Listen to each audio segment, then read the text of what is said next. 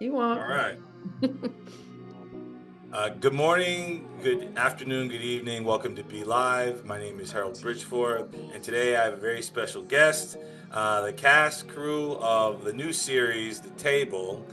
Starting off, showrunner, director, writer, producer, Mrs. Caralene Robinson, and then I also have the leading star of the series, Mr. Brandon J. Shaw. And then along with them, we also have director, writer, producer, Mr. Jamal Hodge. How are you doing, guys? How are you doing tonight? Doing good, blessed, Fantastic. man. Awesome, awesome. Feeling good. So once again, on this show, we like to showcase artists from all different walks of life. Me and Brandon go way back in terms of filming and filmmaking. I've always followed his career, and I noticed that he was doing some projects. He reached out to me, and I finally got a chance to allow or have a group of people on my show. So this is the first time I had a group of people, so this is a blessing for me. And then also, it's a great experience to actually pick their mind. So we're gonna have the same type of show. We're gonna ask them about 5 professional questions about the actual series and their professional life, and then we're also gonna have a group of shotgun questions for them to kind of elaborate on. And once again, they can be as short or as long as possible. Okay. All Yep. right. Got them All right. answers for you too, brother. For the first. I want to hear them. I want to hear them, Jamal. So right off the bat, the first question for all of you guys, and you, Caroline, why don't you start? Where did you start, and how did you grow up? Where did I start in life, or where did I start in film? Let's start like before film. Like, how did you grow up as a kid? Like, where'd you grow up? So I'm a native New Yorker. I'm originally from the Bronx, Okay. Knew New it. York. Exactly. And even though I've lived a bunch of other places, but yeah, I'm a Bronx girl at heart. My background is in marketing, and while working in marketing, I found myself most attracted to the creative aspect of my job. Mm-hmm. And I got a chance to bring that to life about 10 years ago when I transitioned into filmmaking. Okay. Awesome. Awesome. Brandon. Okay, so Same question, for me, man, raised by a single mother in Brooklyn. That was kind of just where I got my starts. So both Flatbush. New York. Both New York. Yeah, exactly. BX in Brooklyn in the house. That's what we Yeah, there do. you go. That's There you right. go. And also Queens as well. But you'll get to that soon. You'll get Yeah, to yeah, that yeah, yeah, yeah. soon. But yeah, man, raised by a single mother who put me in a whole bunch of activities. Mhm. I wasn't necessarily into acting, but it was my math teacher in high school that saw something in me. And he's the one that wrote me a recommendation to Lee Strasberg. And that's what kind of started my whole journey.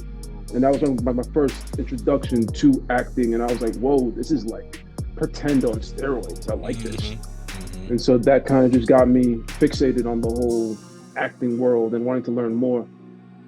Okay, awesome, awesome. Mr. Jamal, how'd you start? Well, I mean, believe it or not, I'm pretty much, if you put them both together, not only you get me, my complexion, but you also get the similar story. Because what I'm saying, not only was I born and raised in the Bronx, in the South Bronx, Okay. like Caroline, but I too was raised by a single mother, like my brother So was Brandon. I actually. So Oh, was okay. I. Okay. Oh, nice. So, Well, Yeah. I guess. You know that? You messed it up, Caroline. You messed up you messed up the punchline. You know what? My I'll bad. set it up. I'll set Back it to up. you. Not You nothing see, makes sense we let anymore. her It go don't make no first, and sense. she was like, "Look, this is something that we all have in common." Did you guys know that beforehand? No, I No. didn't. I No. didn't. I See, didn't know What is that. that? my That's show. crazy. That's what it is. That's crazy.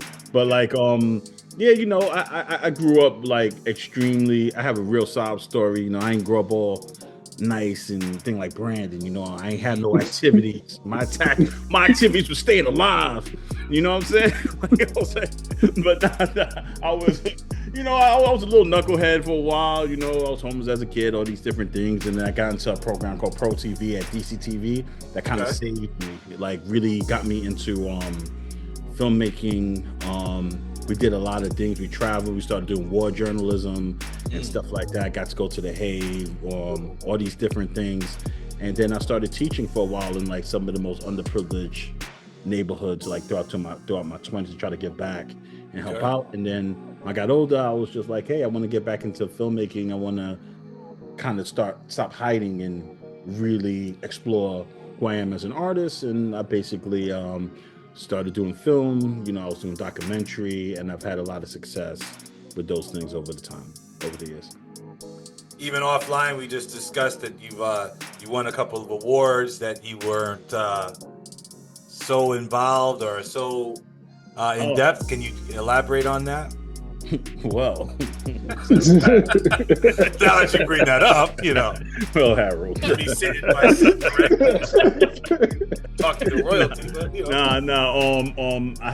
I'm a co-producer on a documentary called Armed Only with a Camera: The Life and Death of Brett Renault, which is directed by Craig Renault and produced by Juan. And I'm a co-producer, and we are nominated for an Oscar this year. Let's go. Let's go. Cool. Not a small feat. And then, as a director, I've won a few awards. I've been to Cannes 3 times. I've done a few things. I've been around for quite some time. So, I've won a lot of awards. I've also been able to work with a lot of great people, like the people on this panel, and I'm constantly learning and trying to grow. Just like every other artist. Amen. I mean, that's a beautiful type of mentality to have. All jokes aside, we're joking and everything like that, but I love to see that because, even when we're talking about communities and things like that, we don't see a lot of, our people in our community actually, even get to that stage. Yeah.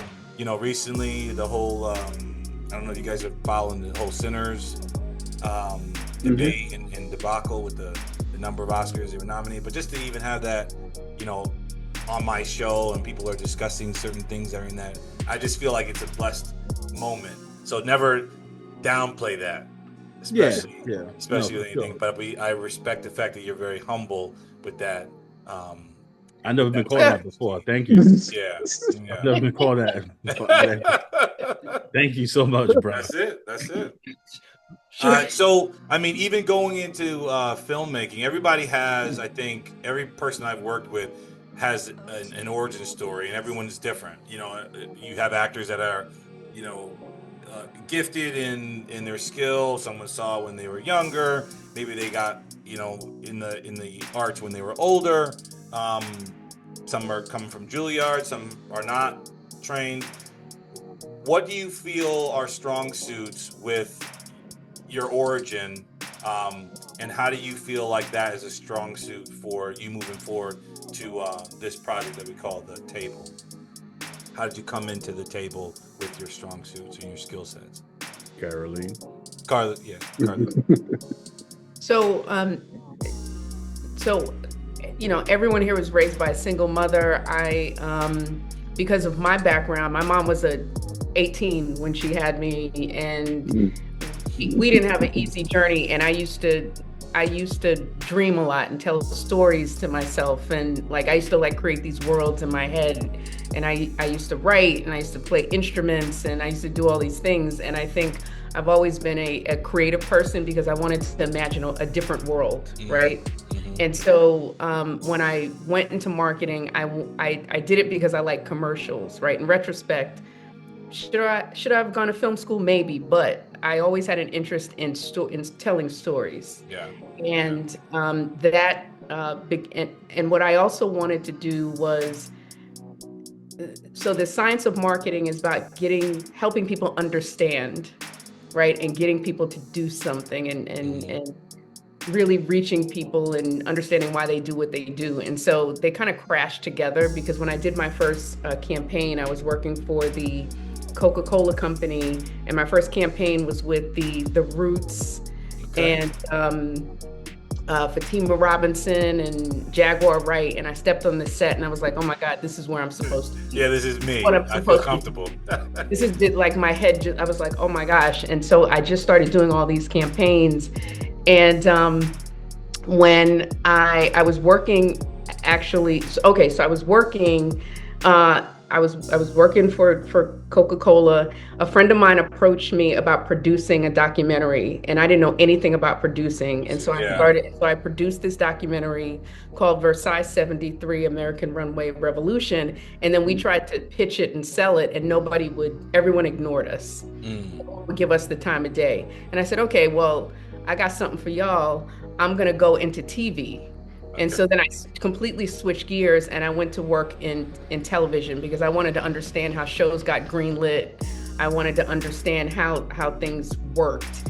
And a woman who was head of original programming, who would let me go to table reads, who would let me go to casting, like auditions, like let me go come on set. And I was like, and so I was actually learning while I was working. And then I kind of just decided I'm going to take a stab. I'm going to try to write this short film. I didn't know if it was going to go anywhere. I was like, it could be crap, but I got to try it. Yeah. And so I wrote a short film. I was going to hire a director, and then this woman told me, no, you should direct it. And I'm like, I don't know how to do that. She said, Yeah, I don't know how to do that, but yeah, I'm gonna try. Yeah, and so then I directed it, and then I submitted it to this very prestigious film festival, and they told me that it wasn't good. Okay. And I should, and then I should consider maybe doing something else or re-editing for learning. And I was devastated, but then it ended up getting into 16 festivals and winning 2 Best Short. There you go. There you go. Best Shorts, and I realized that all you need is you don't have to talk to everybody. But the story has to mean something to someone. Yeah, and it will. It always does. Right, and then when you do, and then once that happened, I was like, oh, it's on. Like I'm just gonna keep going and keep making stuff.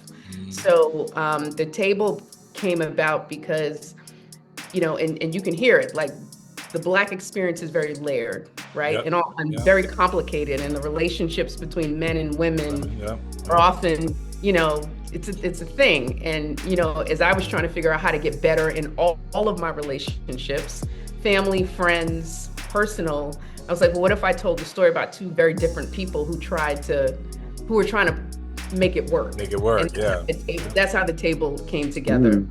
So it's you know, it's part, I wanted to tell the story, but also, you know, it's a little bit, you know, personal for me as well.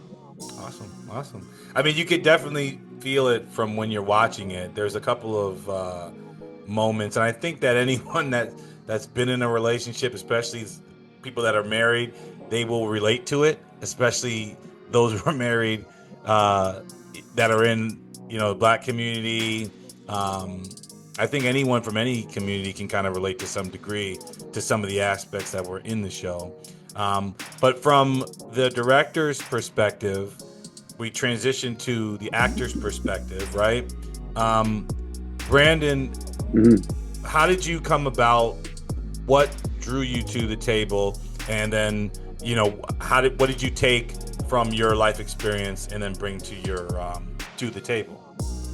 Oh, wow. So, I mean, initially, when it came to the table, my understanding was that Caralene was looking for a darker skinned male.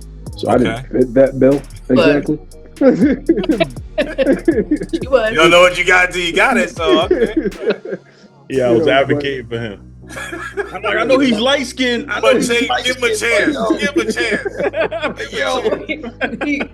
You know, but you know, I was excited for the project. I was trying to help find people to help cast for it at that time. That's but right. I remember it was in December where both Caralene and Jamal reaching out to me, telling me, "Hey, if you still want to audition for this, you should audition." And I'm like, you know what?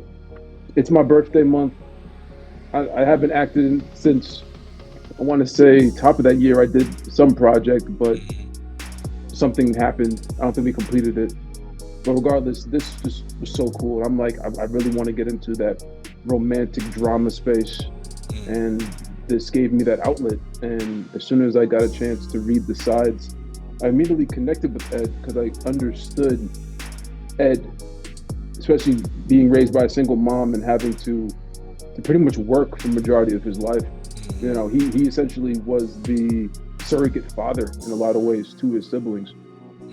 You know, I'm an only child, but I have a lot of younger cousins who I became somewhat of an adult figure in their life. So Yeah. that it spoke to me. And once Devin and I got that chemistry read, things just clicked, and it was dope.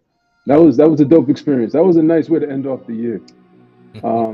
Did I answer everything that you asked? Yeah, I'm yeah, not yeah, sure. yeah. Okay. I mean, But like I said, it it's always something that you kind of get from. I like to hear because the aspect of a director, the connection to the film that Mhm. Caroline was saying, it's a lot of different things that she was experienced for writing it and creating it. But then the actors that actually are a part of it, they have to take something from their personal life, something from what Yeah, they read, and you have to merge them together. So that for kind sure. of goes into like the next thing with like Jamal. I know that you were on the writing team. What did you bring to the table, and then what did you get from it when you actually saw it? What drew you to it? I brought toxic masculinity. Okay, They hired me for. okay. It's like, I yo, mean, what do you mean? it's You something know? that's like frowned upon at this point. I mean, but I think it's kind of like for some reason That's it's my kind of contribution, man. it's coming back. It's coming back. I don't know. No, Caroline Toxic was like they you know, the writing team they had different versions of it, and she wanted like a male perspective. She Okay. was like, who's the most masculine man I can find? Jamal Hodge. Jamal, He was, check. but but all seriousness, but you know. I'm sorry, Callie. Go ahead. no, you keep going. I'm sorry. This is Okay. lovely. Go ahead. but so you know, she came to get me out in the cage. She's like, you know, they unleashed me. You know what I mean? You know, and I can't run to the right. You know, start typing. But no, she really wanted a perspective because she wanted somebody who could really, especially on the ed side of it, like who understood like more of that background to kind of balance it out with that perspective, that other perspective. So it was my job to kind of like annoy everybody. In a Was way. that so that particular part, that those particular pieces of Ed, that was something that was intentional? Because there's scenes that if you're not a person that is either aware of that, have ever experienced that, it'd be something you'd be like, oh, because there was a couple of scenes I was like, oh, he's like yelling and stuff like that. Okay, this is getting like deep. This is getting deep. You know, it gets really. I mean, you see as you see the whole series, as you progress through it, it gets more and more real. I think what really attracted me to the series was Caralene. Caralene's commitment to authenticity and fairness and perspectives. Like she didn't want it to just be like either a feminist or masculine like fantasy. She wanted to make it authentic and what people experience within relationships. And I was down with that approach. We definitely worked closely, the three of us in the writers' room, on everything. We went through things. She had a clear vision of what she wanted, but there were certain things that she wanted some input in that where we could alter, because she was like, well, I'm not a man. These perspectives or these experiences I need to bring. So she has the wisdom to kind of see and know that and to implement that. So it was good. It was a phenomenal experience, like working with her, working on the whole writing team. The whole writing team was great. You know what I'm saying? Like we really made something so authentic that you just don't see in mainstream thing. It's like it's so real. It's like you know, and it's the beauty of independent of what you can only do as an independent kind of, you know, artist or team, artistic. You see a lot more even mainstream films and projects now, even though they're indie, they're mainstream. A lot more. Like I said, I think people are cycling back to, instead of the trendy thing, it's more like they just want to see what's real, you know, if you can get as close as possible. And so, I mean, there's good points, there's bad points of relationships, and I think that the show, at least from what I saw, it shows a little bit of everything. And then, like right off the bat, first what 30 seconds of the show, you're like, okay, this is a real show. This ain't no playtime or fairy tale type of thing. This is directly what we're talking about. So. Yep. That was something that even from a person that just recently watched it, I could definitely see is very authentic, or at least going that direction. Speaking on the table and the projects, there are a couple of other actors and actresses that are a piece of it. Caralene, how was that? What was that decision with those particular actors? We don't have them on, but what was that for the female leads? How was that direction for you? So actually, Jamal was critical to finding both the male and the female lead. So Okay. he knew Devin and obviously Brandon, and I think we got Devin first, right? If I'm not mistaken. And then the priority was to find, for me, chemistry is a priority. Yeah. Right, and it was more important for me to find two actors that had incredible chemistry than stick exactly to that character. So that's why, even though Ed was originally created as a chocolate character, a little darker. Yeah, a little darker, because I want to introduce a little colorism into initially in the relationship as well. But for Brandon, Devin had so much chemistry that I'm like, I'd rather have two amazing actors with incredible chemistry. So that's why we adjusted the character. I don't know. That's how you get the role. That's how you get the role. I'm very grateful for that. I'm grateful for that. I mean, I take the compliment, Brandon. You go, run with it. Run with Brandon's, it. Brandon. And then we also wanted to have some folks that had, some social reach, because that helps to promote independent projects. And then we actually, between Jamal and I, we both cast folks that we worked with before. Quite a few people, both male and female, because it's really important that that the actors inhabit the characters. It's really important to me. Because I don't think there's anything wrong with actually you having your team of people, especially you get used to actors and creatives, their strong suits. So I mean, exactly. I think we both have muses, right? And we reached out to a lot of the folks that we worked with before, because when you have low budgets and not a lot of time, like in traditional, in television and film, these folks can do 20 takes, right? And it's cool. They can shoot a couple pages a day. Here, we don't have that kind of time. So we need people that can come in and hit it, right? And get it within 2 or 3 takes, because then we got to move on, because we just don't have a lot of money and we're trying to do a lot in a single day. So that's why it was really important that we get folks that were talented, but also, really had the, ability to like really deliver the character very quickly. Okay. With that, we have, where do you feel like, or what are your hopes for the project now that it's done? You have it all completed. What are your hopes for the table? And this is a question for all three of you. We can go around. That we make some money, yo.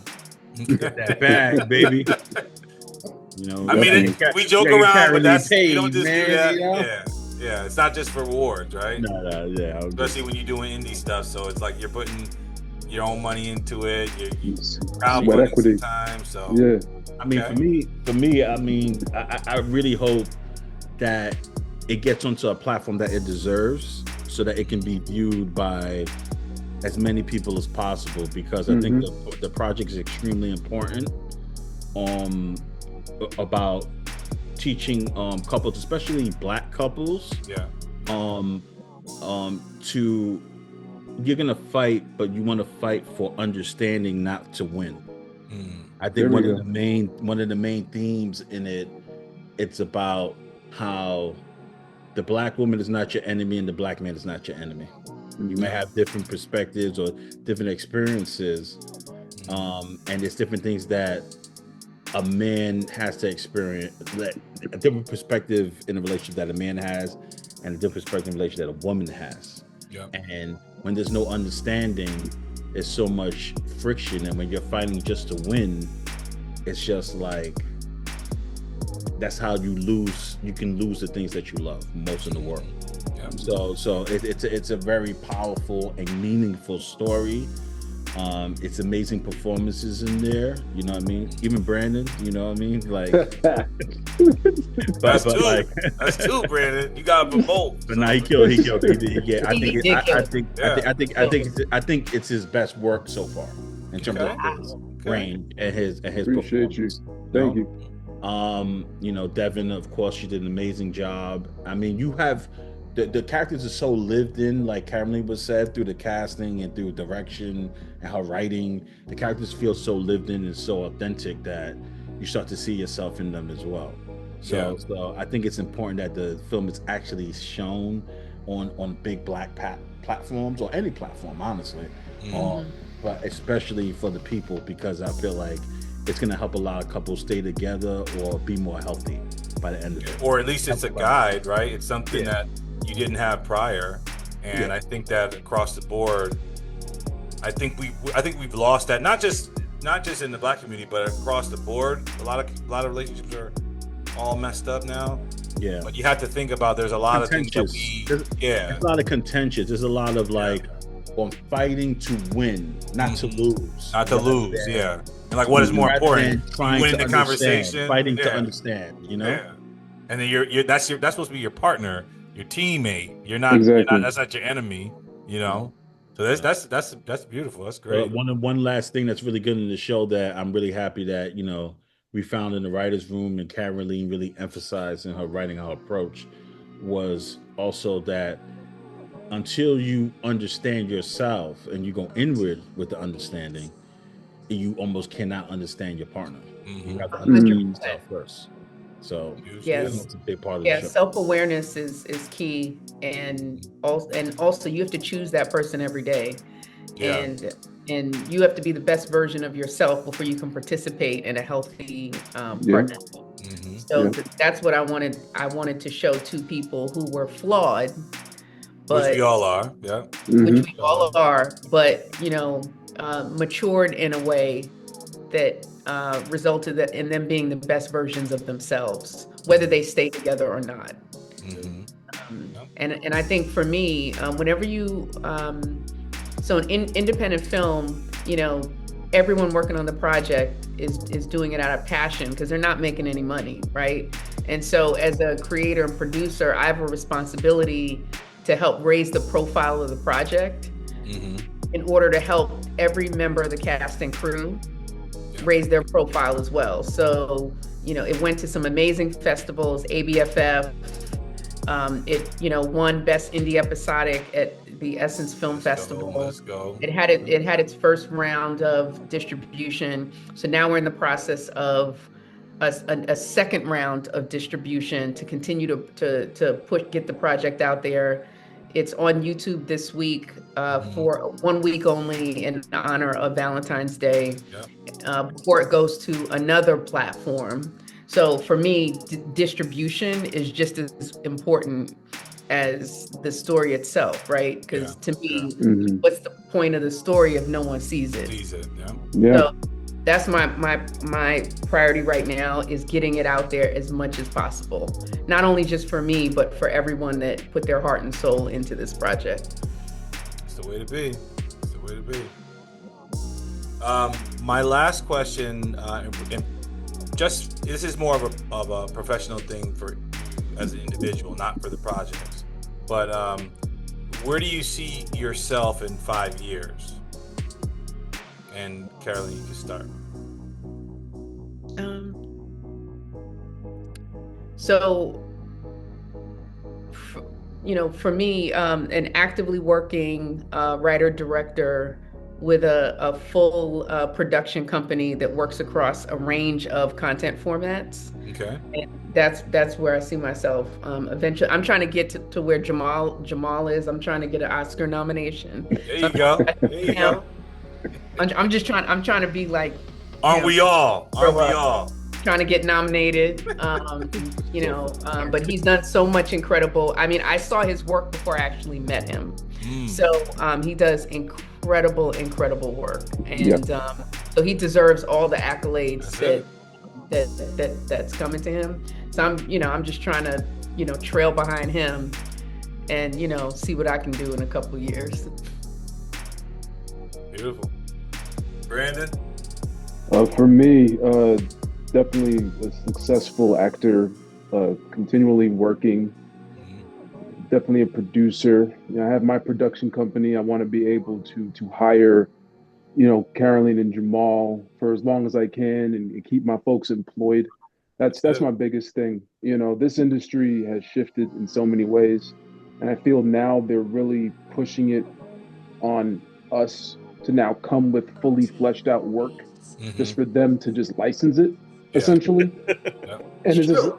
it's just like I don't know, the game is entirely shifted, and it's weird, but it is what it is at this point. So luckily we have content, we have amazing products, and I'm just excited just for our future. I know we're going to continue to build, continue to do great things. It's dope. So I know that we're gonna be the next ones. That's it. And Mr. And for Jamal. me, I'm trying to be as like, as smart as Caralene in her approach is as authentic in my work as she is with hers.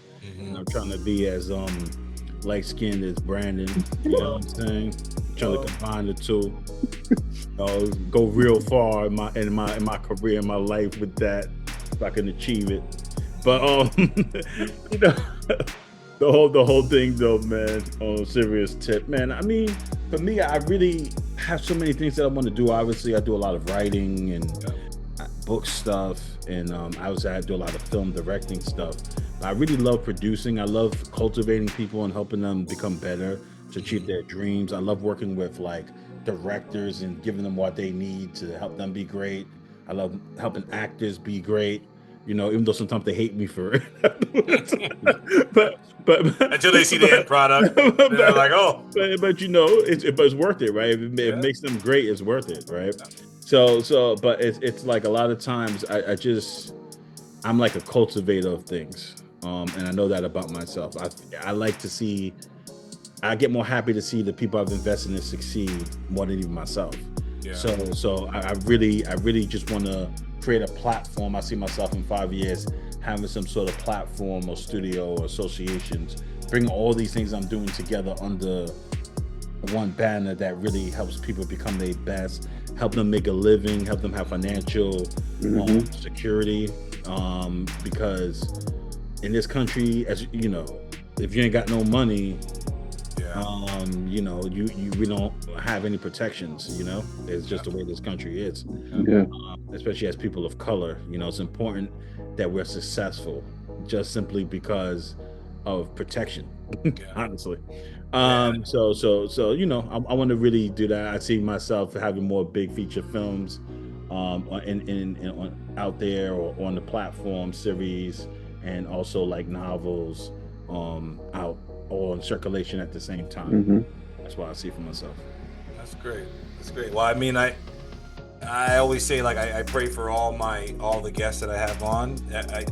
I've worked with a lot of different artists from a lot of different industries, but everyone that's a creative to some degree understands another creative's passions for not just the arts, but what you leave behind, how many people you influenced, how many lives you've changed.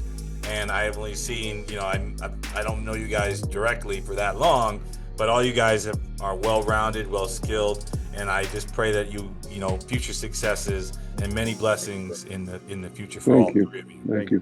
Thank you. And like thank you for having us. Always. Thank you so much, Harry. I will definitely support this project. It seemed great when the things that I've watched, and I'm hoping that there are some additional things in the future that go from this, maybe a table 2 or something like a spinoff or something along those lines, that you can relay the same type of information and get that message across, because I think that's a very important, what Jamal was saying as well. It's a very important message.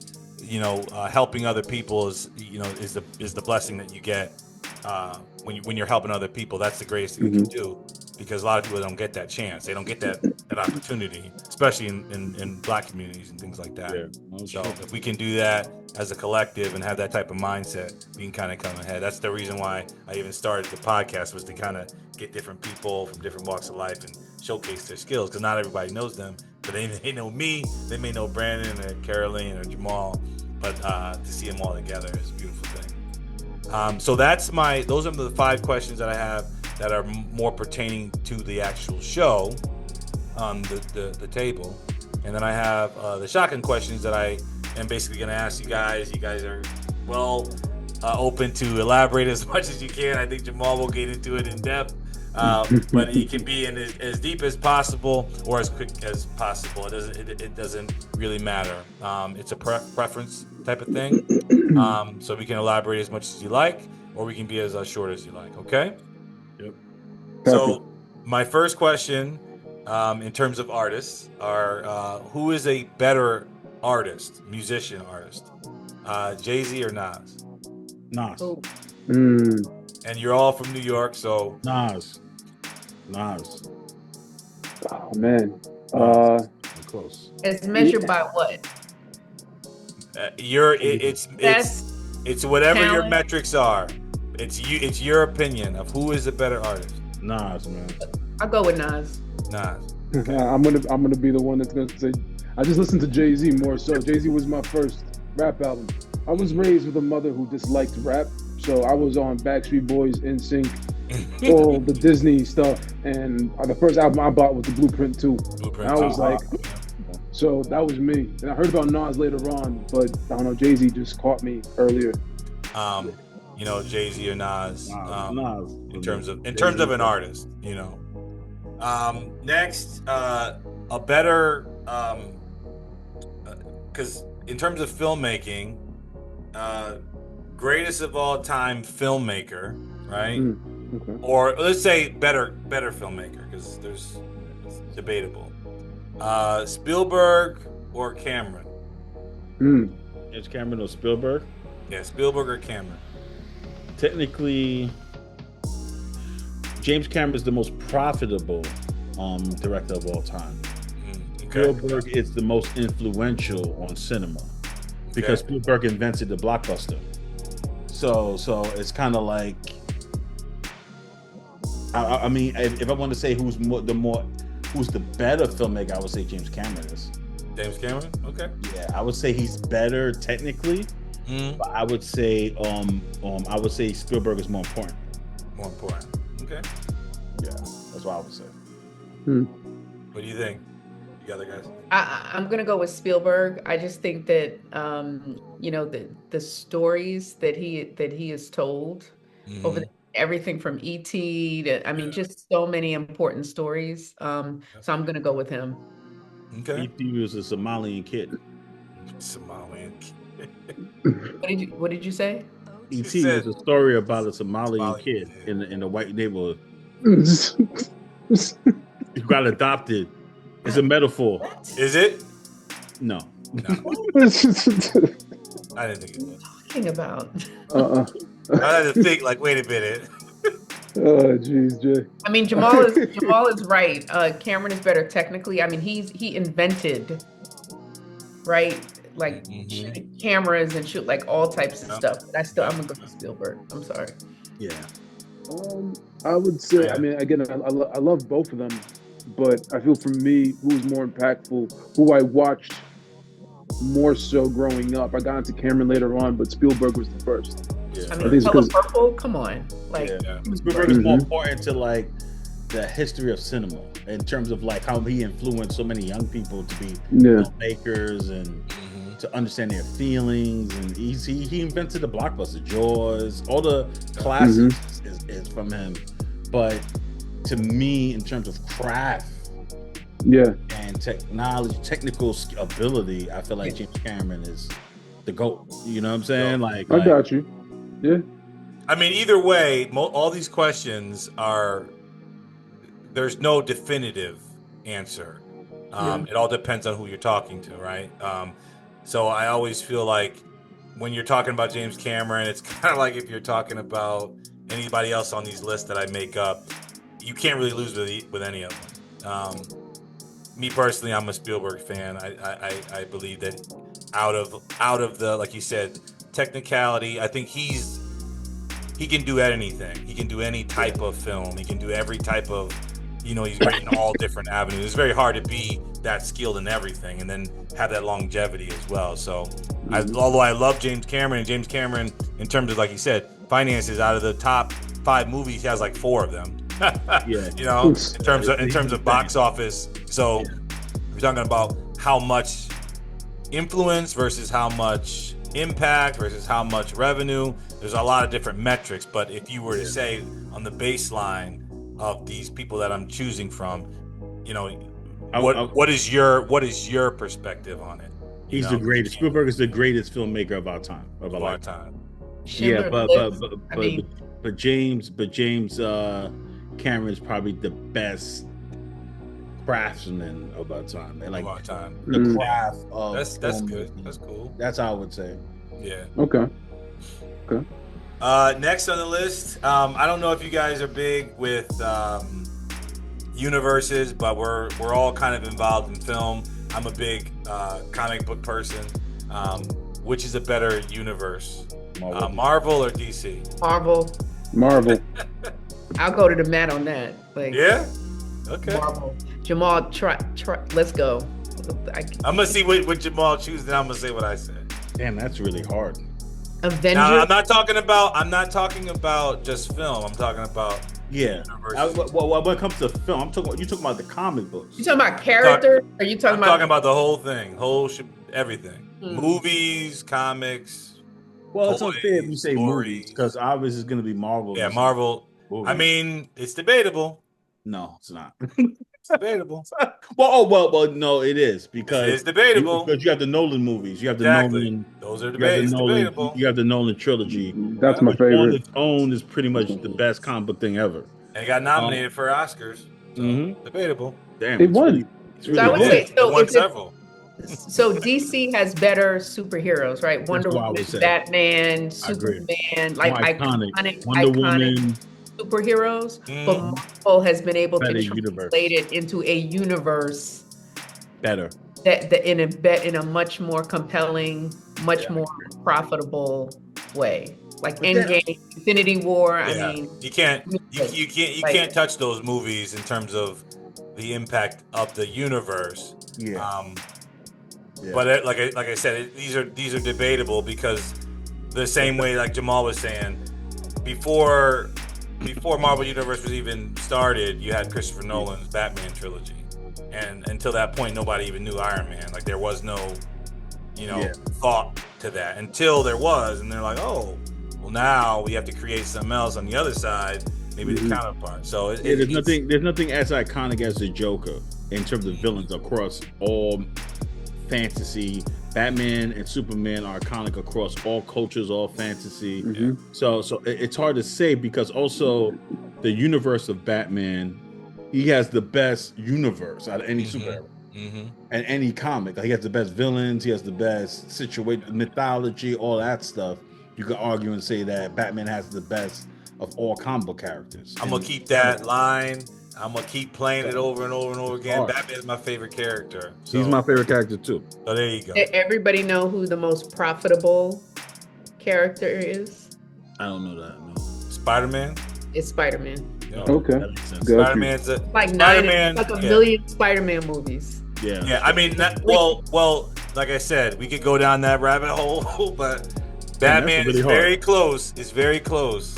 Batman's my favorite. But it's weird. I feel like Marvel does kind of edge out DC a little bit because of the movies. It's Marvel. Yeah, with the cinematic movies. It's a universe. The cinematic universe is a phenomenon that's never existed before. And I don't think they'll be able to even put it like this. Even if DC makes something like it came after. So it's like you're repeating something that's already done. And I don't think ever, even in the Marvel universe, we can stay on this all night, but the Marvel universe is not going to be able to repeat what they did.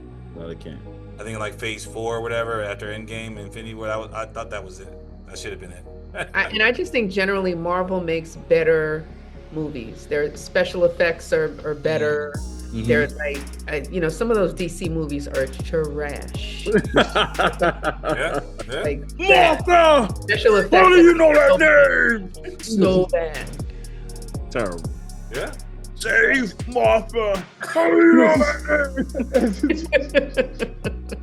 Me and Jamal, we gonna talk It's his offline mother.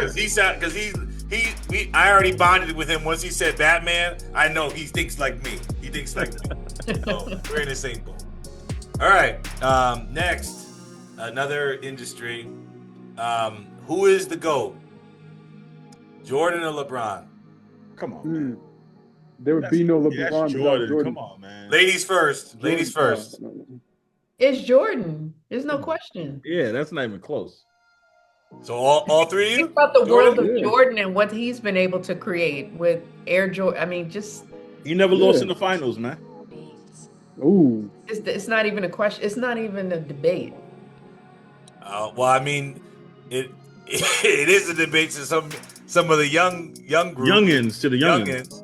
I think we're all kind of in the same age range, or we watch Jordan play and we watch LeBron play. But this is the conversation I argue with my son all the time. So I'm a Jordan fan. I respect LeBron, but I like LeBron as a player and everything. But when people always say like, "Who's the best?" I'm gonna go with Jordan. It doesn't matter about the numbers and all that stuff. I'm a Jordan fan, so that it's a for Jordan. That's fine. I mean, you can argue with like, hey, Wilt Chamberlain or Jordan or something. I was gonna say Kobe or Jordan. Yeah. That's even but a lot of people that's an argument that people That's not like. a Why are you even putting him in the boat? My top three were Jordan, Kobe, and LeBron, and then LeBron surpassed Kobe when he got the record. In my mind, I mean, technically, Steph beat LeBron if that's the case too.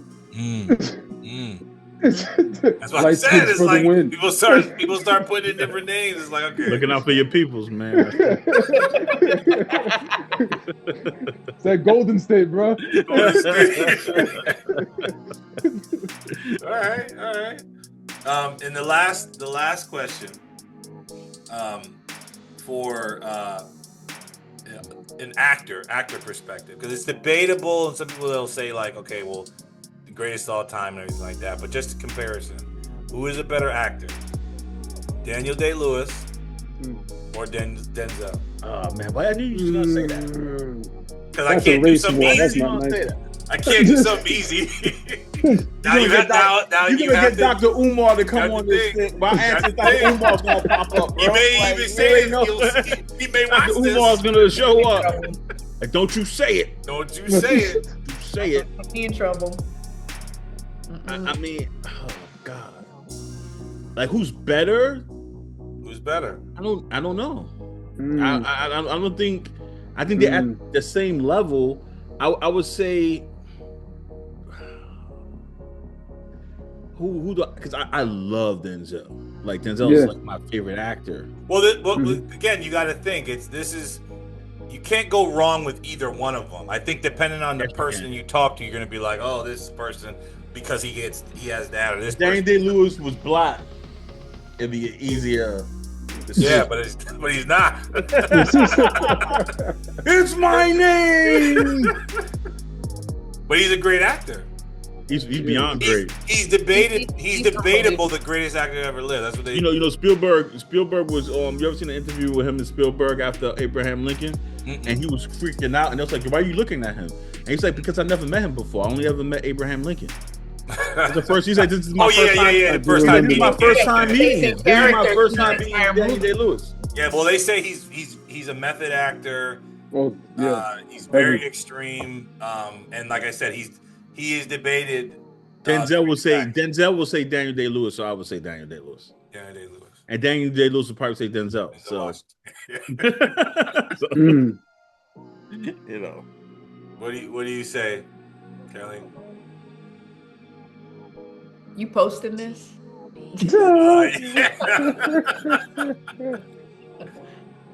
I mean, they're both amazing in their own way. I mean, Daniel Day-Lewis's method style is like, there's no comparison to what he does. what he's Mhm. able to do. Sometimes I think that Denzel, especially in the past, let's say 10 years or so, he's kind of just being Denzel, Mm-hmm. in film, but he's still an amazing actor. I love him so much. Mm-hmm. Like highest to lowest, he was kind of doing that. Oh, okay. Okay. Last Spike Lee one. Yeah. And he's great in theater too. I've seen him in Oh theater. man, Oh, theater is he's amazing. fantastic. That's Yeah. what I'm I saying. would say he's better in theater than Daniel Day-Lewis. I agree. Okay. That's Amazing. what I'm saying. I To me, don't know any they're, people to that me, can they're the pull same. off It's Hamlet. just So, to me they're the same. Like it's just that I think the method acting of it makes this a tiny little bonus, like a +1 bonus to it. Yeah. Got you. That's it. Yep. and Brandon. Oh man.